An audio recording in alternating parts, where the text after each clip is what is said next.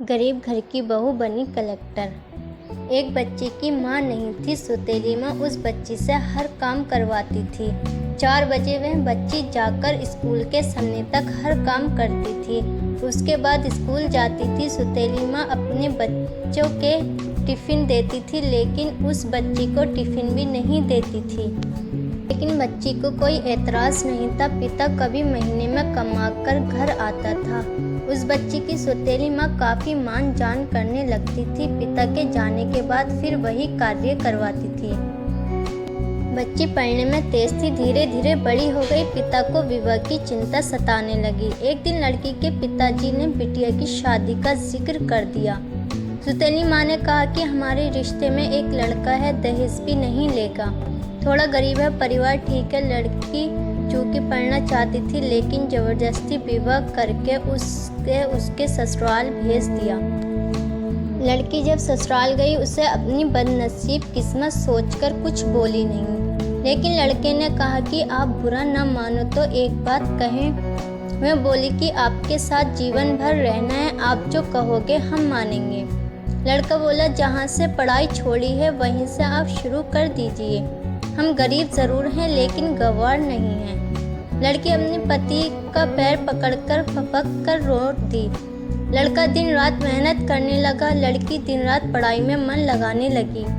लड़की एक बड़े शहर में रहकर IAS की तैयारी करने लगी। लड़का कमा कर पैसा देने चला जाता था। लड़कियों के हॉस्टल के बाहर मिलकर पैसा दे देता था और फिर घर वापस चला आता था। लड़की IAS में सेलेक्ट हो गई। वह IAS की ट्रेनिंग पर चली गई और किसी दूसरे प्रदेश में DM बन गई। संयोग से लड़का पता लगाकर जब वहां पहुंचा तो लड़की की सारी व्यवस्था देखकर लड़का खुद शर्मिंदगी खाने लगा और उसने मन बना लिया कि मैं खुद इनकी ज़िंदगी से दूर हो जाऊंगा। लड़के की माँ की तबीयत खराब थी। लड़का हफ्ते भर से मिलने के लिए प्रयास कर रहा था, लेकिन कोई मिलने नहीं दिया। ठंड का मौसम था। DM साहिबा का कंबल वितरण का होर्डिंग लगा था। वो भी सवेरे से लाइन लगाकर खड़ा हो गया, जिसमें 5 करीब चुने गए। उसमें वह लड़का भी था। DM साहिबा गाड़ी से उतरी और एक एक करके कंबल देना शुरू की। जब 5वें आदमी को कंबल देने की बारी आई, वह लड़का अपने मुंह तौलिए से बांधे खड़ा हो गया। DM साहिबा ने जैसे ही कंबल हाथ में दिया, उस लड़के की आंखें नम हो गईं और धीरे से बोला कि साहब, हमारी माँ की तबीयत खराब है, माँ को यहीं लाया हूँ। आप सरकारी अस्पताल में फ़ोन कर दीजिए जिससे मेरी माँ का सही इलाज हो सके। DM साहिबा ने आवाज़ को पहचान लिया और हाथ पकड़कर फपक कर रो पड़ी और बोली कि आपका भाई मुझे बताए क्यों नहीं?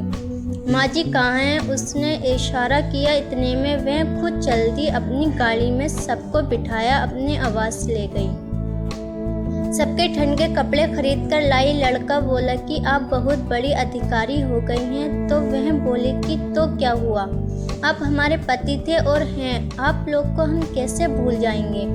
आपने मेरे लिए दिन रात मेहनत की। आपकी देन है कि मैं यहाँ खड़ी हूँ। ये सुन लड़के की आंखें नम हो गईं। इतने में DM साहिबा भी अपनी आंखों के आंसू रोक न पाई और अपने पति के गले लिपटकर रो पड़ी और अपने परिवार के साथ खुशी खुशी रहने लगी।